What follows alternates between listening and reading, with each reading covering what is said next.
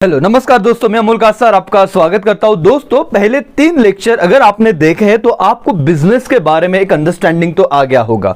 मोटे मोटे तौर पे हमने बिजनेस में जो बेसिक टर्म्स होते हैं वो समझे थे।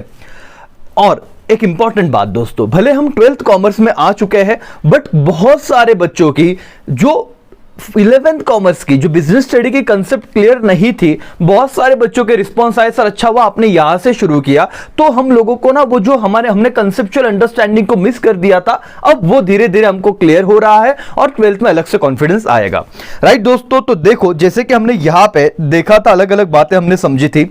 सबसे पहली बात तो इंडस्ट्री और कॉमर्स के बीच में हमने समझी थी। अगर मैं पहले से एक पिछले लेक्चर का थोड़ा रिवीजन कराऊं तो कॉमर्स, अच्छा इंडस्ट्री में हमने देखा था, इंडस्ट्री और कॉमर्स में अगर बहुत ही कम शब्दों में अगर आपको समझाना मैं चाहूं तो इंडस्ट्री वो चीज है जो प्रोडक्शन करती है, चीजों को बनाती है, और कॉमर्स वो चीज है जो उसे डिस्ट्रीब्यूट करने में हेल्प करती है। राइट, इंडस्ट्री में आपने 3 सेक्टर देखे थे, primary sector, secondary sector and tertiary sector. सबको मैंने डिटेल में एक्सप्लेन किया हुआ है प्रीवियस सेशन में, अगर आपने नहीं देखा तो प्लीज उसे देखिएगा। एंड कॉमर्स में हमने 2 बातें देखी, एक ट्रेड था और एक एड्स टू ट्रेड था। ट्रेड में अगेन इंटरनल ट्रेड और एक्सटर्नल ट्रेड, और एक्सटर्नल ट्रेड में 3 इंपॉर्टेंट बातें हमने पढ़ी थी जो यहां पे आपको दिख रही है, that is export, import and interport. और इंटरपोर्ट में सबसे भारी कंसेप्ट मैंने आपको समझाया था कि दोस्तों एक्सपोर्ट का मतलब होता है इंडिया से गुड्स बाहर की कंट्री में भेजना, इंपोर्ट का मतलब होता है बाहर के कंट्री से गुड्स इंडिया में लेके आना, और इंटरपोर्ट का मतलब यह होता है, जैसे कि हमने यहां पे इमेजेस के थ्रू भी आपको मैंने समझाया था कि आप लोगों ने श्रीलंका से गुड्स लिया, यहां पे इंडिया में उस पर थोड़ा प्रोसेसिंग किया और वो म्यांमार को बेच दिया। ना आपने कुछ भले बाहर की कंट्री से लिया लेकिन यूज करने के लिए लिया क्या? नहीं सर, उस पे थोड़ा बहुत प्रोसेसिंग करके आगे सेंड कर दिया, तो इसे इंटरपोर्ट कहते हैं। राइट, तो इस कंसेप्चुअल अंडरस्टैंडिंग के साथ हमने बहुत सारी बातें, बहुत सारी कंसेप्ट को समझा। एड्स टू ट्रेड्स में बताना ही क्या, आपको अलग से एक चैप्टर है सर्विसेज का, जो 5 सर्विसेज के बिना कोई भी बिजनेस को आप इमेजिन नहीं कर सकते। बैंकिंग हो गया, इंश्योरेंस हो गया, ट्रांसपोर्टेशन हो गया, कम्युनिकेशन हो गया, लास्ट वन आपका वेयर हाउसिंग हो गया। सो मान लीजिए कि ये सब बातें हमको डिटेल में पढ़नी है, लेकिन आज इन सब से पहले हम बात करेंगे, वो बात होगी हमारी रिस्क पे। हर बिजनेस करने से पहले हर बिजनेसमैन को एक चीज तो सोचनी पड़ती है, वो है बिजनेस रिस्क। और एक डायलॉग तो आपने सुना है, रिस्क है तो इश्क है। हाँ सर, लेकिन क्या हम इस रिस्क को अवॉइड कर सकते हैं? इस रिस्क के टाइप्स कितने हैं एंड सो ऑन। एक हम अब बुकिश नॉलेज इसको लेंगे। चलो प्रैक्टिकल तो बहुत सारी बातें मैं बता सकता हूं, बट सवाल यह आ जाता है सर जब एग्जाम में क्वेश्चन लिखना होगा, मतलब क्वेश्चन का आंसर लिखना होगा, तो हमें तो बुकिश नॉलेज चाहिए है। राइट, मतलब वो समझा अगर आप दोगे, कंसेप्चुअल अंडरस्टैंडिंग उसका करा के दोगे तो हम लिख भी पाएंगे। तो ठीक है, आपके ही बुक में दी गई बात है, नेचर ऑफ बिजनेस रिस्क। अगर आप कल जाके बिजनेस करना चाहते हो तो आपको यह समझना होगा कि आपके बिजनेस में किस तरह से रिस्क, कितने टाइप्स के रिस्क आ सकते हैं। वहां पे इन्होंने नेचर की अगर बात करूं तो 4 टाइप आपको दे दिए हैं। क्या है? Arise, some risk are arises due to uncertainty. Second, it is an essential part of every business. Third one, degree of risk depend upon nature and size of business. And then profit is the reward for bearing risk. Sir क्या है? बहुत सारी बातें, मैं assumption ये कर रहा हूं, आप कॉमर्स के दुनिया में नए हो, जस्ट 11th आपने क्लियर किया है, 12th में आए हो, तो बिजनेस ये वर्ड्स जितने सुने थे आज डिटेल में जाते हैं। शायद ही ये चीज हम इंटर और फाइनल, या मतलब जो बच्चा ऑलरेडी कॉमर्स में बहुत सालों से है उसे यूजफुल ना हो, उसे पता हो, लेकिन आपके लिए समझना और हमारा आपको समझाना बहुत ज्यादा जरूरी हो जाता है डिटेल में, इसलिए हम पढ़ेंगे और हर एक बात को मैं आपको समझाऊंगा। पे अटेंशन दोस्तों, business risk arise due to uncertainties. Okay, uncertainties समझता है, एक होता है सर्टन चीजें जो फिक्स है, होना ही है। अनसर्टेनिटीज मतलब ऐसी बातें आपको ही पता नहीं कि आगे जाके क्या होगा। पढ़ते हैं, means when you are not sure of what is going to happen in the future. Common example of uncertainties are change in the demand, government policy, technology, etc etc etc. Corona, ये एक से किसे भूल सकते हैं? 2 साल से किसी ने सोचा नहीं होगा कि कोई एक ऐसी चीज जो पूरी दुनिया को रोक सकती है। राइट, कोई ऐसी बात जो मुंबई के जो भी हमारे लोकल से उनको रुका सकती है, लेकिन ऐसे हुआ ना। क्या आप लोग कितना भी सोच लोगे, लेकिन आप अनसर्टेनिटीज को, इन चीजों को रोक नहीं सकते। और बिजनेस रिस्क में सबसे बड़ा रोल आता है अनसर्टेनिटीज, जो जिस पे आपका कोई कंट्रोल नहीं है, अनअवॉइडेबल चीज है वो, राइट। जैसे प्लास्टिक बैन, जो आपने बीच में न्यूज सुना होगा कि प्लास्टिक बैन हो गया, एक पर्टिकुलर एक पैरामीटर दिए थे, उसके ऊपर के प्लास्टिक को बैन कर दिया गया। अब जो बिजनेस, जो इंडस्ट्री उसी प्लास्टिक को बना रहा होगा, उनकी तो लग गई ना, यस और नो। सो ये रिस्क सबसे बड़ा है। पहला तो क्योंकि अनसर्टेनिटी वाला इन्वायरमेंट है सर। दूसरा, risk is an essential part of every business. Risk is important, risk is an important character of business. No business can avoid risk, although degree of risk may be very.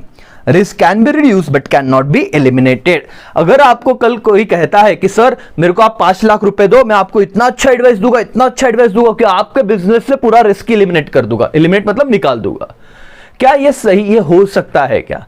तो answer is नहीं sir. आप ज्यादा से ज्यादा professional services लेके, अपना business का past experience use करके अपने रिस्क को रिड्यूस तो कर सकते हो, लेकिन क्या नहीं कर सकते? एलिमिनेट नहीं कर सकते। मालिक बोलो, क्या नहीं कर सकते? एलिमिनेट नहीं कर सकते। तो ये एक पार्ट आपको समझना है। क्या नया समझा आपने? कुछ नहीं सर, इतना ही समझा कि आप रिस्क को रिड्यूस कर सकते हो, रिस्क को एलिमिनेट नहीं कर सकते। मालिक वंस अगेन रिपीट, आप रिस्क को रिड्यूस कर सकते हो, रिस्क को टोटली एलिमिनेट नहीं कर सकते। Now degree of risk depend upon the nature and size of business. Yes sir, the degree of risk depend upon the types of business. For example, a business involved in fashion item bears more risk as compared to business involved in the standardized goods. Similarly, a business operating at large scale bear more risk as compared to small scale business houses. Okay sir, nature पहले तो उन्होंने example दिया, जो fashion designing जो industries है वहां पे आप देखते हो कि हर दिन, हर हफ्ते, हर महीने में कुछ ना कुछ चेंज होते रहता है। तो वो रिस्क, वो जो बिजनेस है वो हाई रिस्क पे है, बराबर है कि नहीं? अच्छा सर, अगर मैं कोई ऑर्थोडॉक्स बिजनेस हूं, ऐसे देखो लिकर का बिजनेस, नोटबंदी, दारूबंदी, मतलब दारूबंदी का नोटबंदी, कोरोना में जब देश बंद था, लॉकडाउन था, उस वक्त भी लोग खरीद रहे थे ना। जिस स्टेट में लिकर बैन है वो तो छोड़ो, वहां पे भी सर इलीगली चल रही है, राइट। बट जहां पे तो ऑफिशियली है, वहां पे देखो उनका बिजनेस डाउन होने के ऊपर से बढ़ ही गया। सर फैशन में तो देखो, मतलब कुछ कुछ बातें ऐसी जिसको फर्क नहीं पड़ता, तो हो सकता है वहां पे ठीक है रिस्क का कोई लेना देना नहीं, लेकिन आपको नेचर देखना पड़ेगा, आप कौन से बिजनेस में आ रहे हो। दूसरी बात, जो बड़ा बिजनेस है उसको इंपैक्ट भी उतना ज्यादा होगा कंपेयर टू छोटे बिजनेसेस। समझ में आ रहा है? आगे, profit is reward for bearing the risk. Businessmen earn profit because they are bearing risk. No risk no gain. Larger the risk, more the profit. ये तो सबसे इंपॉर्टेंट लाइन है मालिक। अगर आप कॉमर्स में हो तो आपको समझना चाहिए, जितना ज्यादा रिस्क उतना ज्यादा return. High risk high return का फंडा चलता है। The entrepreneur bear risk with the expectation of earning profit. और कोई भी बंदा फोकट में रिस्क नहीं लेगा, जितना ज्यादा रिस्क बेयर करेगा बट ऑब्वियस उतना उनका प्रॉफिट भी रहने वाला है। दोस्तों, इस चैप्टर के लास्ट पॉइंट पे हम आ गए। पहले तो नेचर समझ लिया, अब हम ये समझते हैं कि रीजन क्या है बिजनेस रिस्क है। सबका ध्यान यहां पे होना चाहिए। Common causes of risk are is under, क्या है? सबसे पहला natural cause. Yes sir, nature is an independent phenomena and human beings have no control over it. Yes sir, natural calamities like earthquake, flood, droughts, famine etcetera affect business a lot and can result in heavy losses. The natural causes are such a type of uncertain factor that human being cannot make any preparation against it. आपने वो एक movie देखा रहेगा, right, जहां पे देखो Akshay Kumar, oh my God, I think so, right, oh my God movie है, परेश रावल वगैरह है उसमें। अगर मैं मूवी का नाम सही ले रहा हूं तो नहीं तो एक बार चेक कर लेना।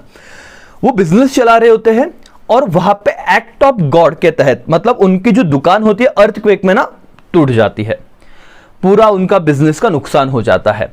तो अब ये अर्थक्वेक आना, नेचुरल कॉजेस, ये कितना बड़ा रिस्क है। और आपको अगर मूवी याद आ रही होगी ना, मूवी का सीन, तो जो परेश रावल जी है वो कोर्ट में जाते हैं और इंश्योरेंस कंपनी क्या बोलती है, हम इनका ये इंश्योरेंस कवर नहीं करा सकते बिकॉज वो एक्ट ऑफ गॉड के तहत ये चीज हुई है। समझ में आया? तो यहां पे तो पूरे बंदे की जो अब तक का उसने कमाया था पैसा सबकी लग गई। यस और नो? तो सर ये अभी वो केस में क्या हुआ वो छोड़ दो, लेकिन आपको समझ रहा है कि नेचुरल कैलामिटीज की वजह से होने वाला रिस्क सबसे बड़ा एक रीजन है और इसको हम कुछ टाल ही नहीं सकते। अब थोड़ी ना अर्थक्वेक आएगा तो बाकी दुकान नहीं गिरेगी और मेरिश नहीं गिरेगी, और वहां पे उस मूवी में एग्जैक्ट अपोजिट हुआ था। बाकी की दुकानें नहीं गिरी, उसकी दुकान गिर गई सिर्फ। डिपेंड्स, क्या मालिक क्या होगा क्या पता, देखते आगे। Second one is human causes. Human causes are related to chances of loss due to human being or employee in the employees of the organization. The dishonesty of employee can bring heavy losses for business. Okay.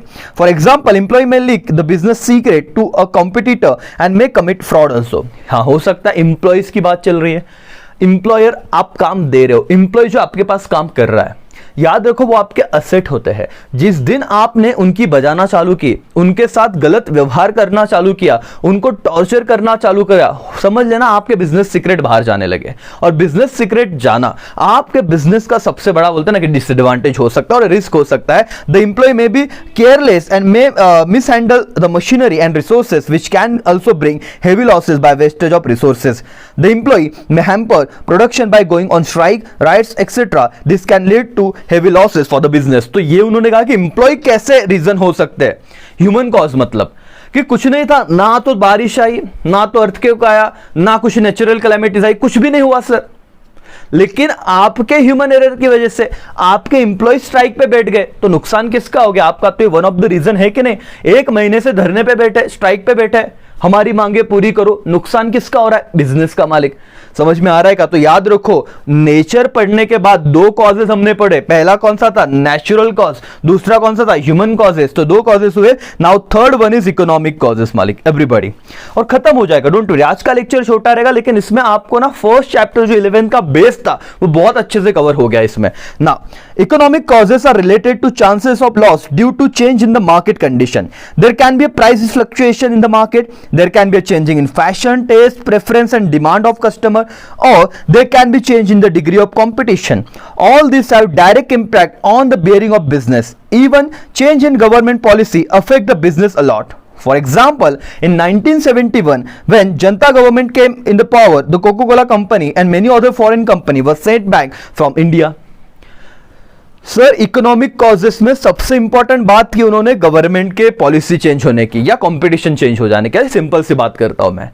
आज आप लोग YouTube पे हमारे lectures देख रहे हो, हमारे applications पे हमारे लेक्चर्स देख रहे हो मालिक, क्या कभी किसी ने सोचा था कि सर पढ़ाई इतना मतलब 360 डिग्री से चेंज हो जाएगा? हमने तो यही बहुत बच्चे सोचा था कि 11 12 पढ़ेंगे, घर से बाहर निकलेंगे, कॉलेज में जाएंगे, मजा करेंगे। लेकिन क्या हुआ? एक ऐसी बात आई जिसने पूरे सिस्टम को बदल दिया। कोई गवर्नमेंट आता है और गवर्नमेंट कहता है कि आज के बाद XYZ प्रोडक्ट इंडिया से बैन कर दो। क्या लग गई क्या? हाँ सर। तो ये एक इंपॉर्टेंट एक इकोनॉमिक कॉजेस है।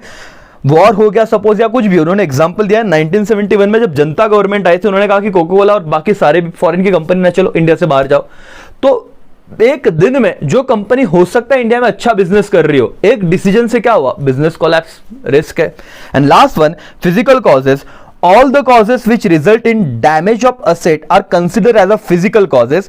For example, change in technology may result in machinery being outdated.